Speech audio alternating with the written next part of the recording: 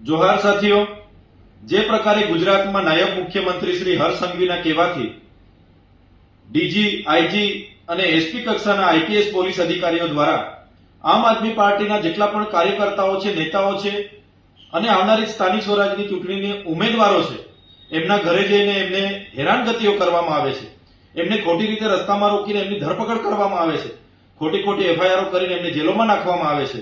ત્યારે આ ઇમરજન્સી જેવી પરિસ્થિતિને ધ્યાને લઈને આજે આમ આદમી પાર્ટીના રાષ્ટ્રીય સંયોજક અરવિંદ કેજરીવાલજીએ ગુજરાતના મુખ્યમંત્રીશ્રીને આમાં ધ્યાન દોર્યું છે કે ભાઈ, લોકશાહી છે, સંવિધાનિક અધિકાર છે, બધા જ પાર્ટીના કાર્યકરોને જનતાની વચ્ચે જઈને ચૂંટણી લડવાનો અધિકાર છે. જ્યારે આ ચૂંટણી ન્યાયિક રીતે થાય એમાં મુખ્યમંત્રી શ્રી પોલીસને આદેશ કરે, સૂચના કરે, ચૂંટણી પંચને ધ્યાન દોરે, એના બાબતે આજે પત્ર લખવામાં આવ્યો છે. ત્યારે મેં ગુજરાતની જનતાને અપીલ કરું છું, વિનંતી કરું છું કે જ્યારે સ્થાનિક સ્વરાજની ચૂંટણીમાં પોતાની હારનો ડર લાગી રહ્યો હોય ત્યારે નાયબ મુખ્યમંત્રી જે પ્રકારે પોલીસને ઉપયોગ કરી રહ્યા છે, ત્યારે આ ખૂબ જ ચિંતા અને ગંભીર વિષય છે.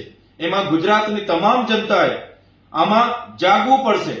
જે તમારો અવાજ બનવાનો પ્રયાસ આમ આદમી પાર્ટીના કાર્યકરો અને નેતાઓ કરી રહ્યા છે, એક મજબૂત વિપક્ષ તરીકે ચૂંટણીમાં ભાગ ભજવી રહ્યા છે, ઉમેદવારી કરી રહ્યા છે, ત્યારે એમને કઈ રીતના હેરાન પરેશાન કરવામાં આવે, એમના પરિવારને કઈ રીતના હેરાન પરેશાન કરવામાં આવે અને ચૂંટણી એ લોકો કઈ રીતના જીતે અને ફરી ભ્રષ્ટાચાર કરે, એ પ્રકારના પ્રયાસો આજે ભારતીય જનતા પાર્ટી કરી રહી છે.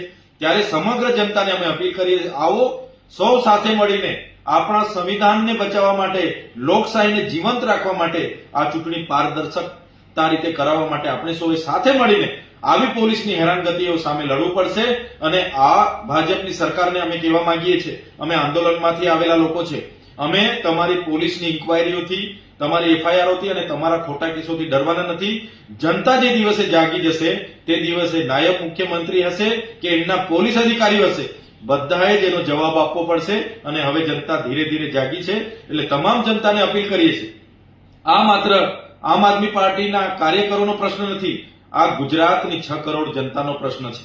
અને જનતા 6 કરોડ જનતાએ જ આ વિચારવું પડશે અને બધાએ સાથે રહીને આમ આદમી પાર્ટીની સાથે ઉભા રહીને આ ન્યાયિક લડતમાં સહભાગી બનવું પડશે. ધન્યવાદ.